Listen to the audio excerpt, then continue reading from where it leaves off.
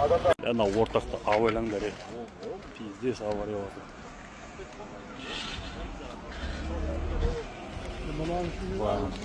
Пиздес бұны, ә? Соны айтатын болсам. Ортақта.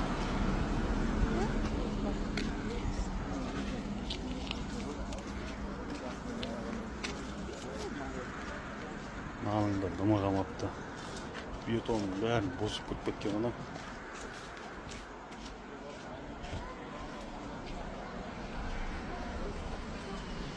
Жол қателікті кешірмейді, жайжыңдар. Жасамаған қылмысты мойындамау керек. Оқырманым жазып жатыр, қараңыздар. Мына жерде пунктинасы болған, пунктинасы деген примирение сторон карточка ұрылады, сотталмайды, адам просто ровуда қысқарылады.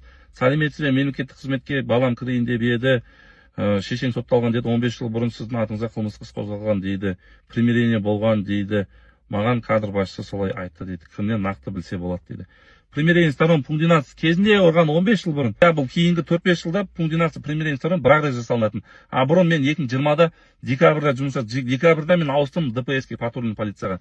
Мен не себепті ауыстым? Опер полномочный опер болып жүрдім. Бізде замп опер ауысып келді. Шол нашол деген бар, кетіп бара жатсың. Сол телефонда затты тауып аласың. Ол қылмыстың құрамы жоқ та жерде, тауып алдым. Заявитель келеді, возможно, телефонын ұрлатып алдым, не болмаса жоғалтып алдым деген сияқты арыз жазады. Біз сол жерден камерадан қараймыз. Әйел кісі кетіп бара жатады, жерге еңкейеді, 2 баласы бар қасынан, несовершеннолетний. Көтереді телефон, тауып алады, тұрады, үйіне кетіп қалады, болды. Телефон зарядкасы отырып қалған.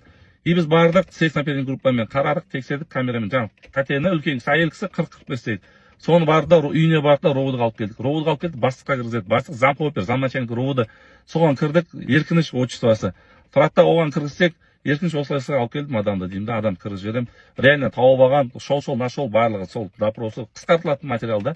Бізге материал қысқартса болды, жоқ, ол Тұратта допросын тайное хищение чужого имущества кражаға келтіртіп деген сияқты жымқырып кеттім. Я тауып алған жоқпын.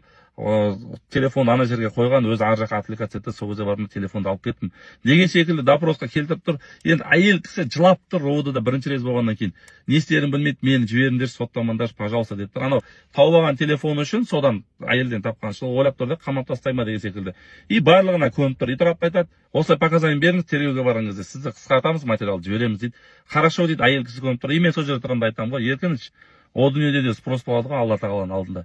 Мына 2 баласы тұр, 2 несовершеннолетний баласы тұр қасында. Вдруг біреусі госорынға кіретін болса, комитет бар, СГО бар, басқа бар, спецпроверка өтетін службаларға баратын болса, именно осы шешесі сотталды ғой деп солай алдынан шығады ғой десем, ты что, адвокат что ли, басқа деген секілді. Хорошо деймін да, әйел кісіні алып кетемін. Шыққан кезде тергеуге көтермей тұрып айтамын, тәте, тауып алдыңыз ба? Я, до конца тауып алыңыз деп айтыңыз деп айтамын. Адамгершілігімді өзім. Тұрғанда көтеріп жіберемін. 20 минуттан кейін мені шақырады. Молдахан, ко мне дейді, кабинетке барамын. Жынданып кеткен, ты что, адвокат что ли, анау ма дейді. Сөйтсем жаңа зампоследствие тұрғанда айтқан ғой. Енді жаңағы адам басқашылай показания беріп тұр деген секілді. Енді олай жасауға болмайды да, потому что фальсификация, фальсификациядан бөлек ол гнилой тірлік та, ол үшін ертеңгі күні бала шағасы жұмысқа кіре алмай или басқа алдынан шығады да жаңағы базадан. И сол жағдайда кінә бәрі сенікі болады да. И соны солай істеп жүрген адамның өзі 3 жылдан кейін 2023-те жаңа фальсификация бар, басқасы бар, қару бар, незаконно басқа адам қамап тастаған бар, превышениесі бар. 12 жылға бас бостандығынан айырылады.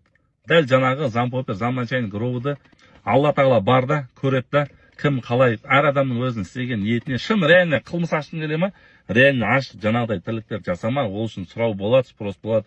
Бұл дүниеде болса да, не о дүниеде болса да. Талай балалар мықты оперлер, жаңағы пунктинасы, карточка, статистика сонда, карточка ұрамыз деп талай күйген кезінде. Бір любой наркоманды алып келеді, или кражамен эпизодпен өтіп алып келеді да. Не раскрытый 15-20 қылмыстар бар, соны адам мойнына іледі. И соны тұрата спецпрокуратура выявлять етті, адамға тұрата мә дейді. 419-ды қозғайды, 362-ні қозғайды, превышение должностных полномочий. И фальсификация үшеуін қозғайды да сотқа жібереді. 3,5-4 жыл ограничение алады, не болмаса лишение алып кетеді. Ол керек па адамға? Жоқ, керек емес. Ограничение деген ол сен приговорың бар, сен опер емессің, бұл жұмыстан кетесің деген сөз. Так что жасамаған қылмысты мойындамау қажет, себебі ондай ситуациялар болатын болса, я сен ровудан қысқартамыз, жібереміз деп карточка үшін ұрылатын болса, ондай жағдайда адвокат жалдайсыздар, не болмаса білетін адамдарға звондауға сіздердің құқықтарыңыз бар. Сау саламат болыңыздар. Неге айтып отыр десеңіз, көп адамдар жазады, ОКП-дан оперден неге кеттің, неге ауыстың деп. Осы бір себебі осы болды. Содан кейін бірден ДПС-ке 2 аптадан кейін ауысып кеттім. Армысыздар. Ну вот, звонит мне сотрудник полиции, начальник уголовного розыска. В Алматы получается, города Алматы, районного управления полиции. Говорит, на вас написали заявление. Понимаете, вот мы, говорит, орган карательный, говорит. И формулирует, как написано заявление. Естественно, я это заявление выслушиваю, как написано, и говорю, это же абсурд, это вообще безумие какое-то, они заявление написали от фонаря левой, как бы, то есть там вообще сумасшествие полное, то есть как бы, ну...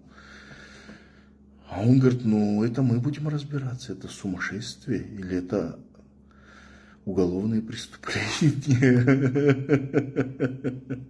До этого он говорил, что это уголовное преступление быть не может, что это абсурд полнейший, как бы, это его слова. И тут же он, спустя время, то есть там минуты две, он говорит, что это мы решаем.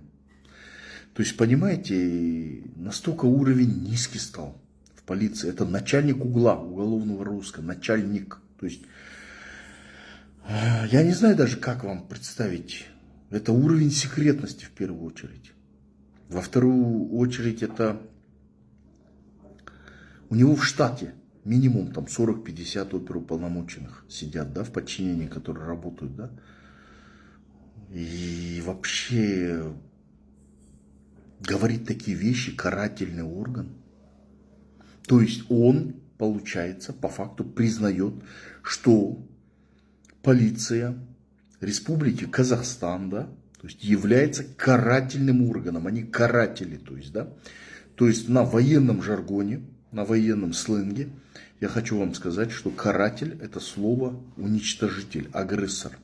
Карателями называли фашистские войска, подразделения СС, которые убивали мирных жителей, насиловали женщин, убивали детей, выжигали деревни, называли их каратели.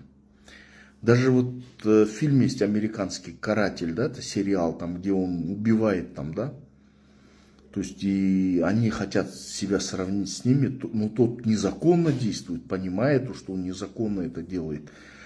А эти, имея форму, да, погоны, да, ответственность, заявляют, что они карательный орган. Я ему говорю, вы правоохранительный орган, вы вообще понимаете, что вы говорите?